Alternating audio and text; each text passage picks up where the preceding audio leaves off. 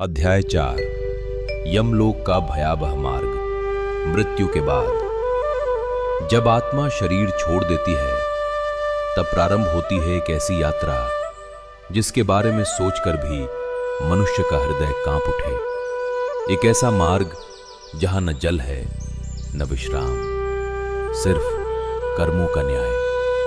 आज गरुड़ पुराण के 4th अध्याय में भगवान विष्णु बताएंगे यमलोक के उस भयावह मार्ग का रहस्य जिससे हर आत्मा को गुजरना पड़ता है। आप देख रहे हैं सनातन वेद गीता वाणी SVGV अध्याय 4 प्रारंभ। यमलोक का भयावह मार्ग। श्री भगवान वाच यम मार्गो महाघोरो दुख शोक समन्वितः पापिनाम यातना स्थानम भय रूपम सुदारुणम। भगवान विष्णु बोले, हे गरुड़, यमलोक का मार्ग अत्यंत भयानक है। वह दुख और शोक से भरा हुआ है। विशेष रूप से पापी आत्माओं के लिए वह अत्यंत कष्टदायक और भयावह बन जाता है। मृत्यु के पश्चात आत्मा को यमदूत एक अज्ञात मार्ग की ओर ले जाते हैं। वह मार्ग अंधकार से भरा होता है। चारों ओर भयावह चीखें गूंजती हैं। जलती हुई भूमि, कांटों से भरे वन और अग्नि की तपती हवाएं। पापी आत्माएं भय और पीड़ा से कांप उठती हैं। कंटका कीर्ण मार्गेषु वहनि तप्तेषु भूमिषु क्षुधा तृषार्त चित्तास्ते यान्ति पाप परायणाः।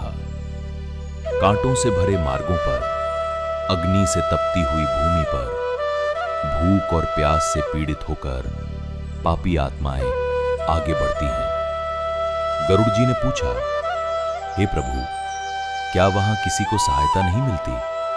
भगवान विष्णु बोले, हे गरुड़, जिस मनुष्य ने जीवन में दान, धर्म और सेवा की होती है उसे इस मार्ग में सहायता प्राप्त होती है। लेकिन जो स्वार्थ, अधर्म और क्रूरता में जीवन बिताता है उसे अकेले ही यह कष्ट सहना पड़ता है। दान धर्मरता पुण्याः सुखे नैव प्रयान्ति ते अधर्म निरता मूढ़ा क्लेशेन यान्ति याम्यम।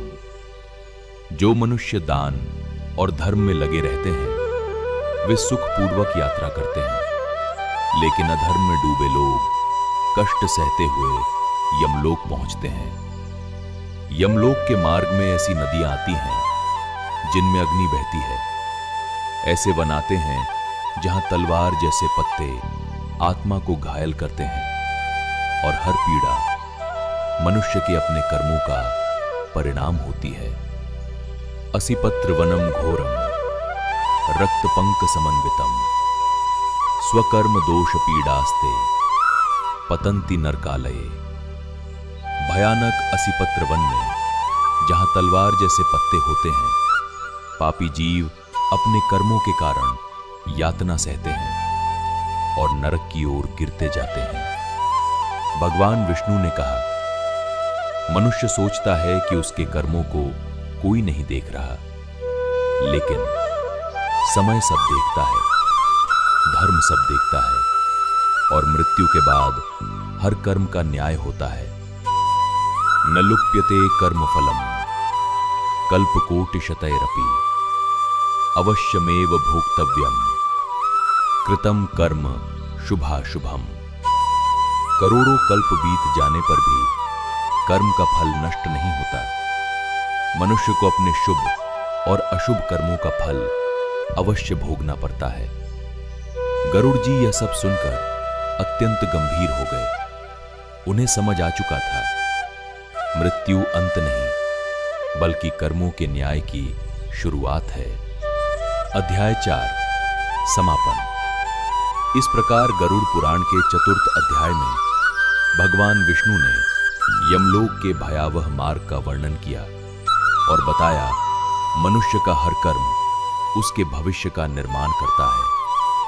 यदि आपको यह दिव्य अध्याय पसंद आया हो तो वीडियो को लाइक करें, कमेंट्स में लिखें कर्म ही भाग्य है और सब्सक्राइब करें सनातन वेद गीता वाणी SVGV, ताकि आप सुन सकें गरुड़ पुराण के सभी रहस्यमयी अध्याय। हरि ओम तत्सत।